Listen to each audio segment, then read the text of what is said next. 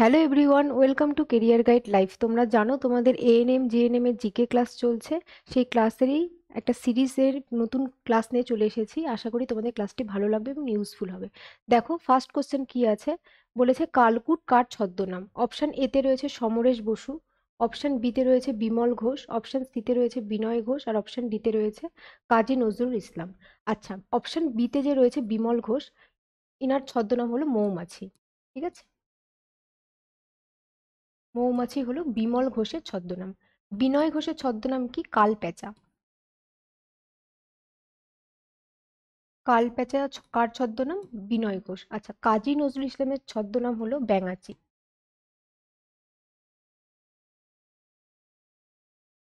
ঠিক আছে, অপশন এতে যে রয়েছে সমরেশ বসু, তার ছদ্মনাম হলো কালকুট। ঠিক আছে, এছাড়া রবীন্দ্রনাথ ঠাকুরের ছদ্মনাম হলো ভানু সিং। আর আমাদের হচ্ছে ডিরোজিওর ছদ্মনাম হলো জুহেনিয়াস। এগুলোও আসে ইম্পর্টেন্ট। চলো নেক্সট কোশ্চেন দেখি। আচ্ছা দেখো, 212 নম্বর কোশ্চেন বলেছে হাইয়েস্ট ড্যাম অফ ইন্ডিয়া নামে পরিচিত নিম্নের কোন বাঁধটি? অপশন এতে রয়েছে তেহেরি ড্যাম, অপশন বিতে রয়েছে হীরাকুদ ড্যাম, অপশন সিতে রয়েছে কল্যাণী ড্যাম, আর অপশন ডিতে রয়েছে উপরের কোনোটিই নয়। তো হীরাকুদ ড্যাম যেটা, সেটা হচ্ছে ইন্ডিয়ার লংগেস্ট ড্যাম। লংগেস্ট ড্যাম হলো হীরাকুদ ড্যাম। এই হীরাকুদ ড্যাম কোথায় রয়েছে? উড়িষ্যাতে রয়েছে। ঠিক আছে, মহানদীর ওপর রয়েছে কিন্তু এই হীরাকুদ ড্যাম। কল্যাণী ড্যাম যেটা, সেটা হচ্ছে ভারতের ওল্ডেস্ট ড্যাম।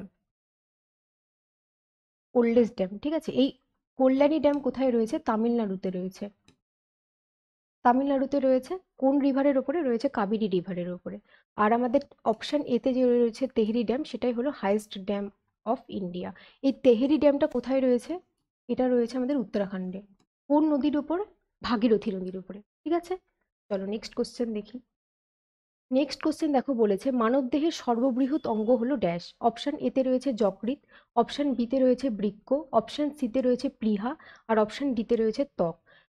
মানব দেহে যদি সর্ববৃহৎ পৌষ্টিক গ্রন্থি বলে, সেক্ষেত্রে কিন্তু আমাদের হবে যকৃৎ।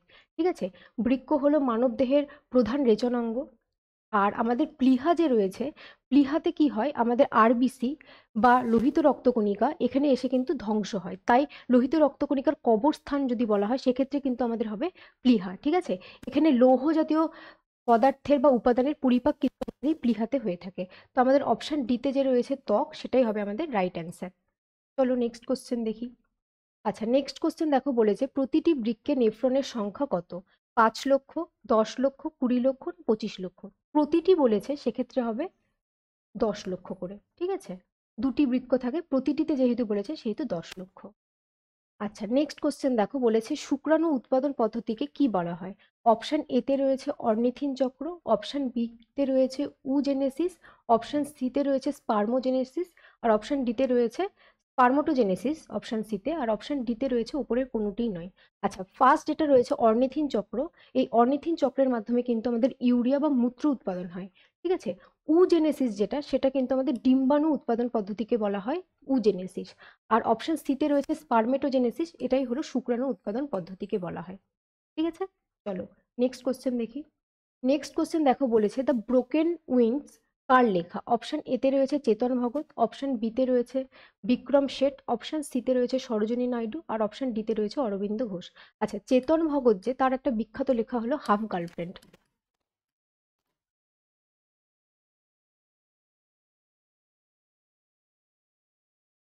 হাফ গার্লফ্রেন্ড, এটা হলো চেতন ভগতের লেখা। আচ্ছা, বিক্রম শেঠের একটা বিখ্যাত লেখা হলো এ সুইটেবল বয়।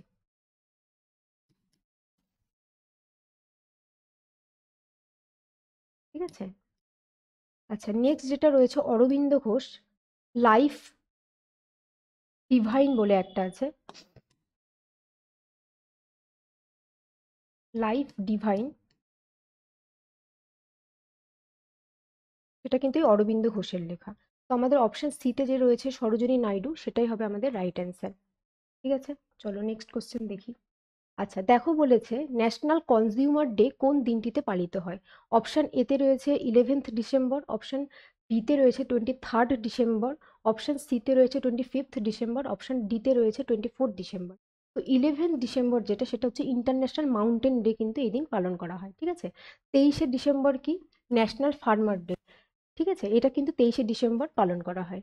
আর আমাদের অপশন ডিতে যে রয়েছে 24শে ডিসেম্বর, সেটাই হবে আমাদের ন্যাশনাল কনজিউমার ডে। 23শে ডিসেম্বর যে ফার্মার ডে পালন করা হয় কি জন্য, এখানে চৌধুরী চরণ সিং আমাদের পিএম ছিলেন, তার বার্থডে উপলক্ষে কিন্তু এই 23শে ডিসেম্বর পালিত হয় ন্যাশনাল ফার্মার ডে। ইনি এমন একজন পিএম ছিলেন যিনি পদে থাকাকালীন কখনোই পার্লামেন্টে যাননি কিন্তু এই চৌধুরী চরণ সিং। ঠিক আছে, চলো নেক্সট কোশ্চেন দেখি। আচ্ছা, নেক্সট কোশ্চেন দেখো, বলেছে নোবেল প্রাইজ দেওয়া হয় কটি বিষয়ের উপর। অপশন এতে রয়েছে 5টি, অপশন বিতে রয়েছে 6টি, অপশন সিতে রয়েছে 8টি, আর অপশন ডিতে রয়েছে 10টি। তো নোবেল প্রাইজ দেওয়া হয় 6টি বিষয়ের উপরে। কি কি বিষয় দেখো, ফিজিক্সের ওপরে দেওয়া হয়, ঠিক আছে, কেমিস্ট্রির ওপরে দেওয়া হয়, ঠিক আছে, মেডিসিনের ওপরে দেওয়া হয়, মেডিসিনের ওপরে দেওয়া হয়, লিটারেচারের ওপরে দেওয়া হয়, পিসের ওপরে দেওয়া হয়, ঠিক আছে, আর কিসের ওপরে দেওয়া হয়, আমাদের ইকোনমিক্স। ইকোনমিক্সের সালটা আসে কারণ এটা সবার লাস্টে যোগ হয় আর কি নোবেল প্রাইজের লিস্টে। এটা হবে 1968। আচ্ছা, আমাদের ভারতের ফার্স্ট নোবেল পেয়েছিলেন কিন্তু রবীন্দ্রনাথ ঠাকুর 1913-তে। কিসের জন্য পেয়েছিলেন, সাহিত্যের জন্য পেয়েছিলেন।